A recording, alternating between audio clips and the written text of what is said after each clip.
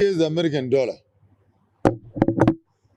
Here is a buyer. Here is a seller. The American dollar becomes the middleman between the transactions. And they've enjoyed this in terms of trade. They've enjoyed this in terms of oil, that all international products were earmarked and benchmarked in the American dollar. So Americans did not even need to become part of the deal. But because your transactions are based on their dollar, they were going to print their money to facilitate for the transaction. Without being there, the Reserve Bank of America would get a profit. So that's what made the dollar powerful over the past So decades. now the whole idea is happening that move this thing away. You want my gold, I want your silver. End of deal. Take what you want, I take what I want. And the American dollar is going aside. And the arrogance of the Americans, the bulliness of the Americans.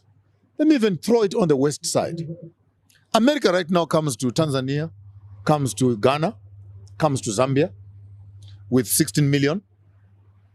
And guess what? 16 million only for Zambia. The 16 million, ask me, what is it for? What is it for? For human rights. Across the river, China and Russia come into South Africa. Ask me for what? For what? For a military training and skills sharing of security. So the Americans are more interested in a transgender, homosexual agenda around the world. They will invest their money and give you money to protect human rights. Russia and China are coming with weapons and militarization strategies so that we can protect ourselves. So I want to say this very loud and clear to the Americans. Continue on your transgender agenda. Stay there. Leave us to do politics on the other side. Because what we need right now is not a minority human rights activation. What we need is a societal transformation. And for you as Americans to think that we really envy that when you have an anti-lesbian, anti-gay, LGBT principle, then tourists would drop. Let me correct that once and for all, Sbu.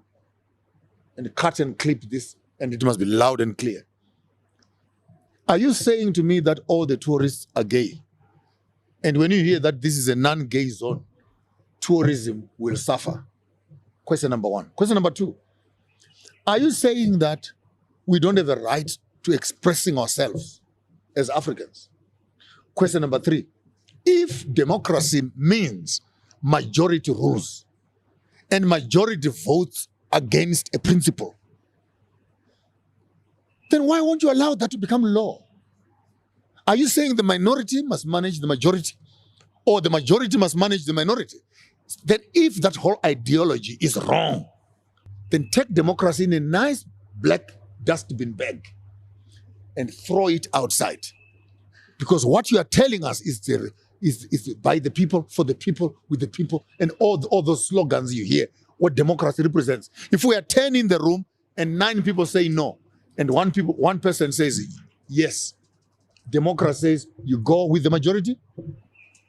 So if we say we want to make Africa democratic, and the demographics of our democracy says no, then why do you philosophically want to manipulate the will of the majority to favor the will of the minority?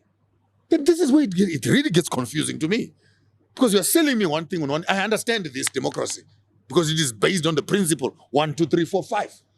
When it comes to practice, no, you can't practice it like that. Then what do you want?